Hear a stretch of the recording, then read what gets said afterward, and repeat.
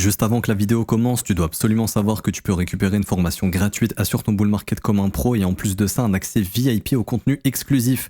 Défile dans la description de cette vidéo, clique sur le premier lien juste ici, clique sur obtenir gratuitement, remplis ce formulaire, trade sur notre plateforme partenaire BitGet et obtiens le contenu VIP qui te permettra de trader à mes côtés en suivant mes stratégies et un accès VIP sur mon Discord. Également, tu recevras automatiquement mon top 5 altcoin pour 2024. Tu peux retrouver une vidéo qui t'explique tout dans la description. Juste ici, bon visionnage.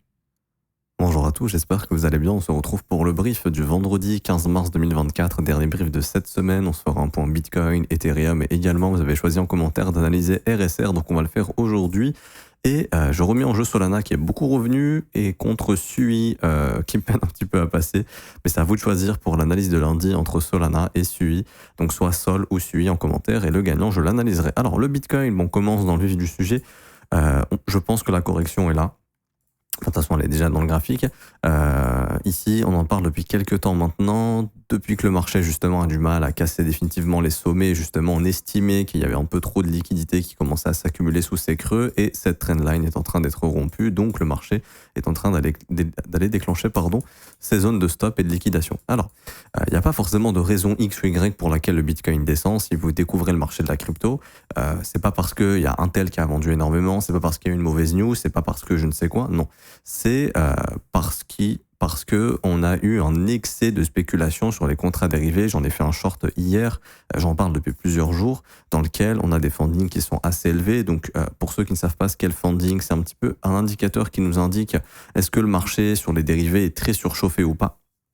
Donc là ici en l'occurrence, quand on a des fundings qui sont très élevés, ça veut dire que les gens ont pris probablement beaucoup de risques et ont acheté du Bitcoin en spéculant avec un risque trop important à effet de levier. Et en fait, ce qui se passe, c'est que quand on a plein d'acheteurs qui achètent du Bitcoin à effet de levier, ce sont de futurs vendeurs. Et généralement, le marché leur fait pas le plaisir de leur laisser prendre des profits, mais d'abord les liquide, donc doit baisser pour ensuite remonter. Et c'est ce qui est en train de se passer actuellement. Maintenant, d'un point de vue technique, et là on voit les open interest qui sont en train de s'effondrer, donc on voit les positions qui se ferment, les acheteurs qui ferment leurs positions et qui sont liquidés et stoppés. Et du coup, ici, on en avait parlé, d'un point de vue technique, la cassure de ce niveau des 68 600 $ déclencherait probablement une correction qui est en train de se mettre en place. Et du coup, nous, on en parlait, le retour du prix dans la zone de rechargement du dernier mouvement. Donc là, ce que j'ai fait, c'est que j'ai tracé mon FIB du dernier dip du 5 mars jusqu'au top du 14 mars actuellement. Et on a localisé également toutes les zones de stop. Donc tous les creux sont en train de se faire déclencher un à un. Celui-ci a été déclenché, celui-ci a été déclenché. Pour l'instant, le marché ne réagit pas. Ce qu'il faudrait surveiller sur du court terme, c'est comment va réagir le marché au niveau de cette prise de stop ici qu'on vient d'effectuer. Donc là, on voit qu'on a eu un petit rebond, mais le marché réattaque directement au sud et il y a plein de zones de liquidité plus bas. On a des plus bas journaliers ici, on a des plus bas de session, donc 65 200 $ assez rapidement, ça semble vouloir être le prochain objectif. Et bien sûr, on a tous les creux qui sont accumulés sous les 64 600, mais je dirais même en horaire, on a vraiment la zone précise, c'est sous les 62 000, donc sous les 64 500 pour tous les creux en H4. En une heure, on a la zone précise, c'est 64 200 $.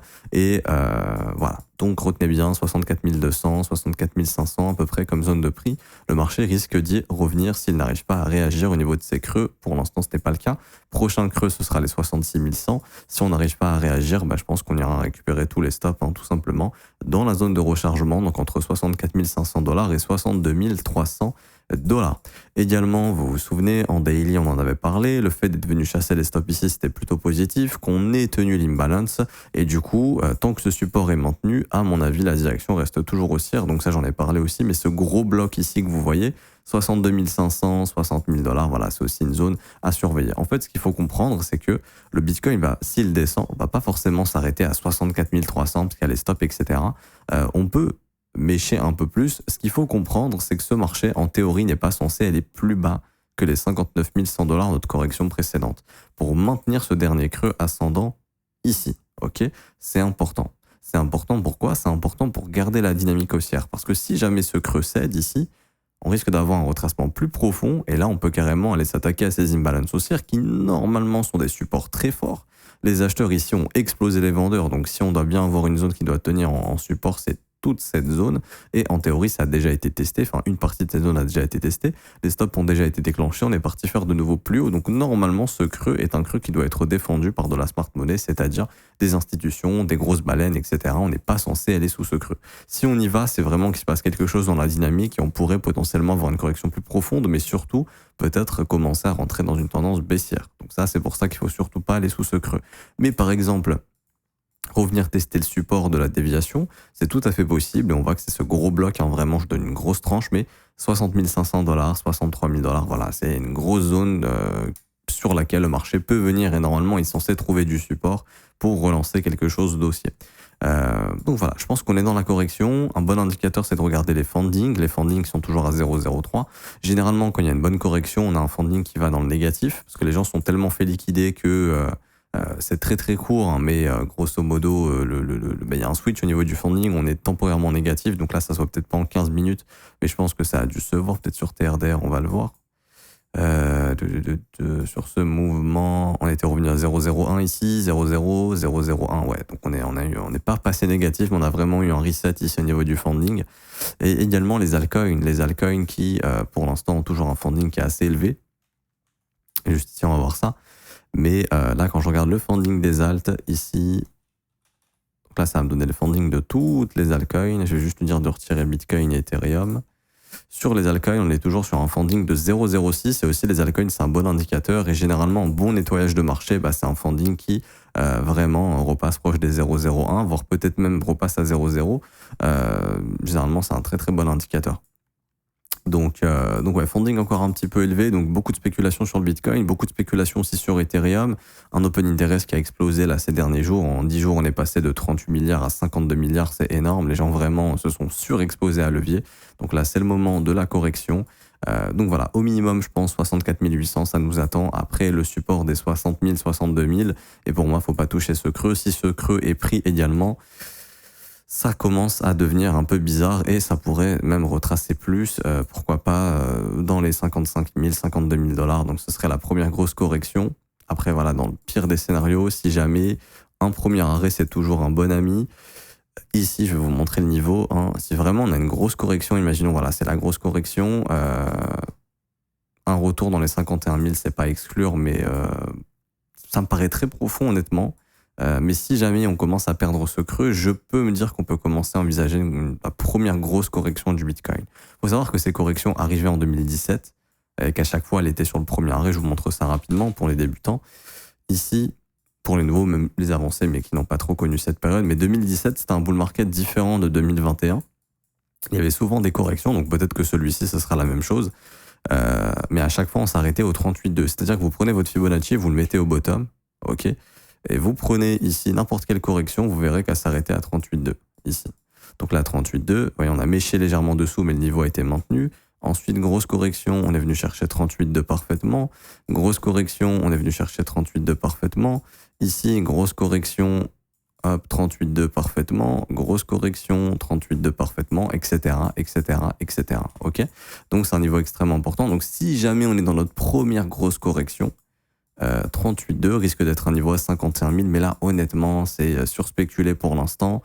Je pars du principe que normalement, ce creux pourrait être maintenu ici, honnêtement, et que du coup, on va dire la zone des 60, 64 000, vraiment, normalement, c'est censé tenir pour nous faire de la continuation haussière.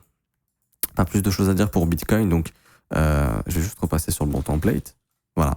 Mais grosso modo, de grandes chances d'aller chasser les stops que vous voyez ici, sous les 64 500, et puis de venir dans la zone de rechargement. On voit que le marché travaille le creux qui vient d'être déclenché. Si ça se retourne ici, c'est bien, tant mieux. Si ça se retourne pas ici, ce sera poursuite de correction. Ça, vous le verrez dans la journée. Du coup, Ethereum. Alors, ETH, très similaire, sauf que ETH, on en a parlé, il était un peu plus faible. On voit qu'il n'arrivait plus à faire de nouveaux sommets, lui. Donc on est venu déclencher les stops et pas de réaction acheteuse, donc déjà ça gros problème. Cassure du dernier creux, ici problème. Cassure de ce creux également, gros problème. Donc bon là, on est bien parti je pense pour aller retester les morceaux d'imbalance qui ont été laissés ici. Donc là on est en plein dedans déjà. Sur ETH on en parlait, mais ces morceaux d'imbalance allaient être retestés tôt ou tard. On y est. Pas encore de développement de bottom pour l'instant et je partirai plutôt ici. Alors ça on s'en fout, on peut supprimer. Hop. Je partirais plutôt personnellement sur, pareil, une zone de rechargement sur Ethereum, ici, avec tout simplement, on prend le dernier creux, on vient localiser notre zone de rechargement, donc c'est entre 3389 et 3540. Ce qu'il faut comprendre, c'est que théoriquement, le dernier creux des $3200, on n'est pas censé le déclencher, on est censé le garder intact ici. Donc voilà, si jamais les 3200 ça cède également et que Bitcoin part sur un scénario retracement 38.2, bah ETH techniquement pourrait peut-être refaire la même chose. Et là, ça serait les $2800, donc ça serait la première grosse correction du marché crypto. À voir. C'est un niveau à garder dans un coin de notre tête. Maintenant, honnêtement, je pars du principe que je pense que ce creux va être maintenu, pour être honnête. Et voilà, c'est pour ça que je me dis que, allez, chasser tout ce qui est intermédiaire, ça me paraît plus correct. Par exemple, tous les stops intermédiaires en horaire, ce serait sous les 3228, voire les 3432 $. Donc ce serait une bonne zone ici pour trouver un creux ascendant au-dessus du dernier creux. Mais ouais, quand je vois en H1, je vois que le dernier creux intermédiaire, il est plutôt par là, au niveau des 3326, et puis également ici, au niveau des 3430. Donc ça me semble être les prochaines zones que le marché peut tenter de déclencher. Si jamais ici, les imbalances que vous voyez ici ne tiennent pas, donc les 3550, on ira peut-être aussi probablement déclencher ces stops. Mais je pense et je maintiens qu'il faut tenter un maximum de maintenir ce creux ici.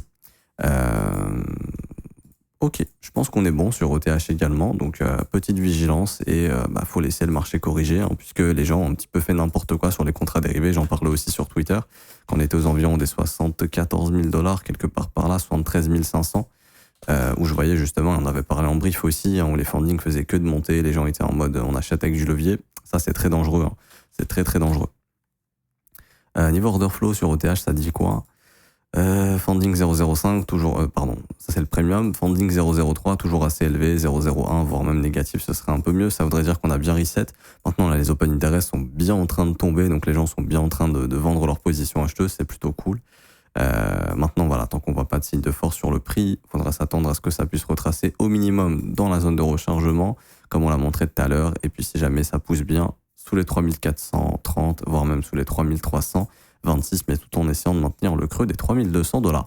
Et du coup, le RSR, bien sûr, qui subit la correction, mais d'abord, on va voir le graphique en weekly. Alors, RSR, belle structure qui s'est formée sur ce gros W juste ici. Donc déjà, un premier W ici, un deuxième sur ce breakout, Wyckoff check effectué. C'est-à-dire qu'on est venu retester le point de cassure. Donc graphiquement, très intéressant. On est venu chercher la zone de stop intermédiaire ici, donc très bien. Tant que le prix ne montre pas de signe de top, je pense qu'on ira chercher le prochain gros sommet au-dessus des 0,0108, voire même là tous ces sommets qui n'ont pas été touchés au-dessus des 0,014. Pour moi, ça me semble être les objectifs moyen terme, c'est-à-dire pour ces prochains jours, prochaines semaines. Maintenant, on passe en daily pour voir un peu comment se comporte le prix. Et notre dernier creux, c'est la correction ici, non même pas, le 5 mars. Ça n'a pas très corrigé le 5 mars ici. Ok. Donc, le dernier creux à surveiller en daily, c'est celui-ci des 0,05273. Si jamais ce creux cède, on peut commencer à remettre en question cette dynamique de prix. Donc en théorie, on ne devrait pas normalement aller sous les 0,052 centimes. Okay, donc là, ça nous laisse une marge de correction maximum de 18%. Okay.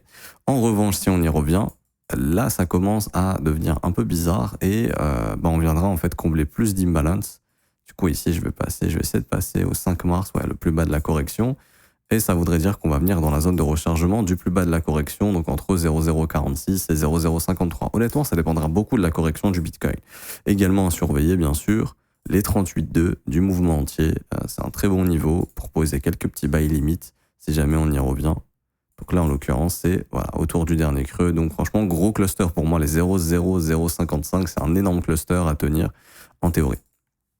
Maintenant, en weekly, pour celui qui est en mode investissement moyen-long terme pendant ce bull run, si jamais ça vous intéresse, ce genre de projet, pour moi, tant qu'on ne réintègre pas le dernier breakout ici, on est bien. Okay, ça veut dire que techniquement, la structure est maintenue. Ça pourrait juste être un pullback weekly pour faire une continuation haussière.